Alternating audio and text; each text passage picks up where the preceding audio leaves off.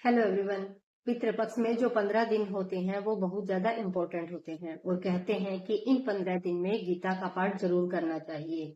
मैं इन 15 दिन में भगवत गीता के इन 18 अध्यायों का पाठ जरूर करती हूँ। इस बुक में सबसे ज्यादा खास ये है कि इसके प्रत्येक अध्याय के साथ इसका महात्म्य दिया गया है और जो वो महात्म्य दिया गया है वो इतनी आसान एक कहानी के रूप में दिया गया है कि जिसे पढ़ने से आपको सारी बातें समझ में आ जाती हैं।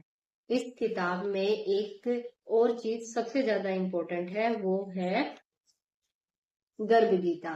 इस गर्भ गीता में भगवान कृष्ण ने अर्जुन को बताया है कि कौन कौन से कर्म करने से मनुष्य को किस प्रकार का जीवन मिलता है। ये जो गर्भ गीता है ये हमें बताती है कि भी किसी भी पुरुष या स्त्री की मृत्यु किस प्रकार होती है, या वो माता पिता जिनके बच्चे उनकी आंखों के सामने इस धरती को छोड़कर भगवान के पास चले जाते हैं। जानवरों का, कीड़ों का जन्म कैसे होता है, किस प्रकार कोई व्यक्ति नपुंसक या फिर पैरालाइज हो जाता है।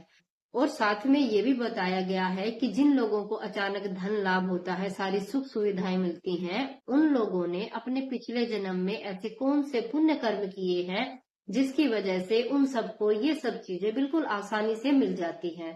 भक्ति किस प्रकार प्राप्त होती है, इस प्रकार से इसमें बहुत सारी चीजें हैं। आप जब इसे पढ़ेंगे तो ये जो गर्भ गीता है ये आपको बहुत अच्छी लगेगी।